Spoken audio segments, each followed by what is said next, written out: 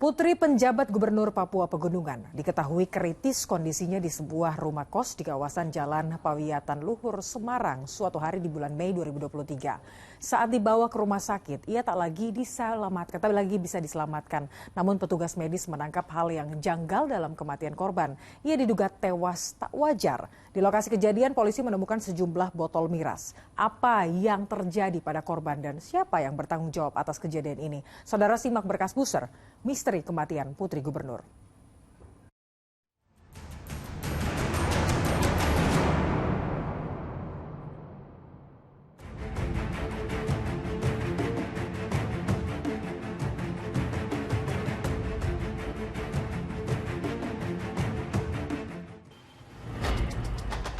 Berita duka datang dari keluarga penjabat Gubernur Papua Pegunungan.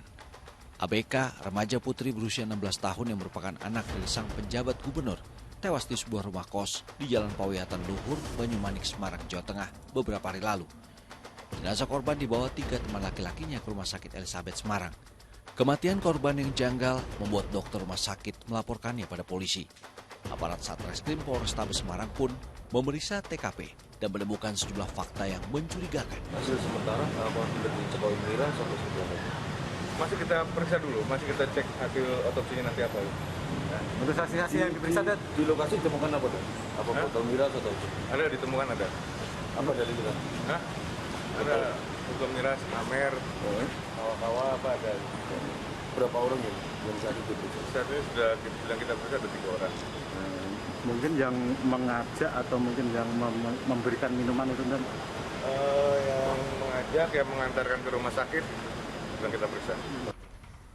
Untuk mengetahui apa yang terjadi pada korban, polisi pun melakukan otopsi pada korban di RS Karihadi Semarang. Fakta awal dari otopsi sungguh membuat miris. Masih butuh pemeriksaan lanjutan terkait dengan pemeriksaan mikrobiologi, patologi, dan toksikologi. Ya, jadi 3 item itu lagi. Kami masih menunggu waktu dari tim kedokteran untuk memberikan kesimpulan-kesimpulan. Diduga ini juga mati lemas karena apa? Itu juga makanya akan ditindaklanjuti dengan pemeriksaan 3 item tadi. Kemudian dugaannya juga ada kekerasan seks.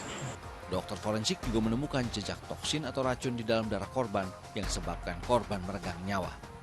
Sementara saat mengambil jenazah korban, sang ayah mengisahkan anak perempuan kesayangannya itu sering berdiskusi dengan dirinya. Namun, ia tak tahu menahu masalah pribadi sang anak. Curhat sering dengan saya. Curhat ya. Tapi kalau curhat berkaitan dengan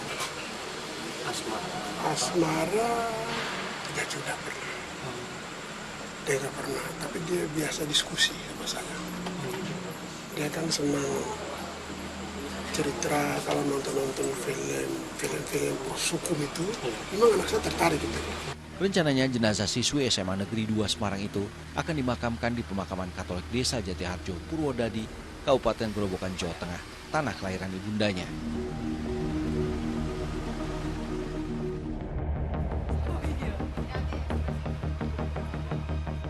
Penelusuran polisi dan pemeriksaan sejumlah saksi mengerucut pada satu nama, Abdul Nasir, mahasiswa semester 4 Universitas di Semarang, warga Penggaron Kidul yang segera ditangkap di rumah kosnya. Tersangka mengaku kenal korban lewat media sosial awal Mei lalu. Tanggal 18 Mei, korban diajak bertemu dan dibawa ke kos tersangka di Jalan Pawiatan Luhur. Disitulah tersangka mengajak korban minum miras. Di bawah pengaruh miras, tersangka melakukan hubungan terlarang. Hasil keterangan lisan dari tim forensik memang menyatakan bahwa ada luka 3 titik di alat kemaluan korban. Pelaku menyetujui korban? Ya, mengakui. Ada unsur paksaan ada? Keterangan dari tersangka tidak memaksa, tetapi fakta dari pemeriksaan forensik ada luka. Tak lama korban mual. Upaya pemberian susu dan air kelapa gagal dan korban mengalami kejang hingga dilarikan ke rumah sakit. Mengakui kesalahan saya dan saya minta maaf sebesar-besarnya kepada keluarga besar korban dan juga orang-orang yang bersangkutan, dan saya siap bertanggung jawab atas apa yang saya buat. Prarekonstruksi kematian tak wajar remaja putri ABK 16 tahun digelar aparat Satreskrim Polrestabes Semarang di kos venue Jalan Pawiatan Luhur, Banyumanik, Semarang yang merupakan rumah kos tersangka. Ahmad Nasir yang telah ditetapkan sebagai tersangka tunggal dihadirkan penyidik untuk memperagakan kronologis peristiwa yang sampai merenggut jiwa ABK. Dengan menghadirkan tersangka dan juga 6 orang saksi. Tentunya prarekonstruksi ini kita ingin melihat dan mengkonstruksikan apa yang sudah disampaikan oleh tersangka dengan saksi-saksi berserta dengan barang bukti serta TKP yang ada di tempat kejadian. Pelaku bakal dijerat dengan pasal perlindungan anak dan pasal pembunuhan dengan ancaman hukuman maksimal 15 tahun penjara dan denda sebesar 6 miliar rupiah.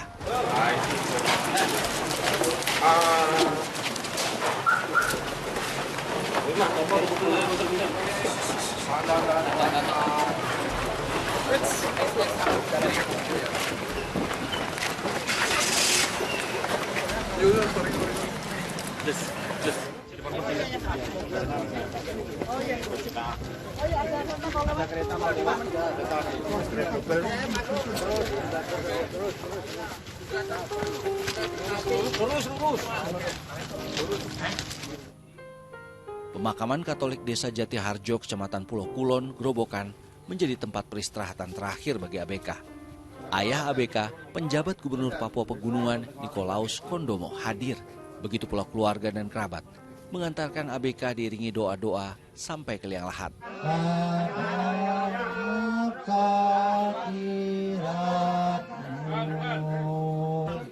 Rasa duka dan kehilangan begitu menyesakan.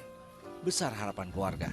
Kasus yang menyebabkan hilangnya nyawa anggota keluarga mereka yang dikenal pendiam dan berkepribadian baik bisa diselesaikan seadil-adilnya oleh aparat penegak hukum.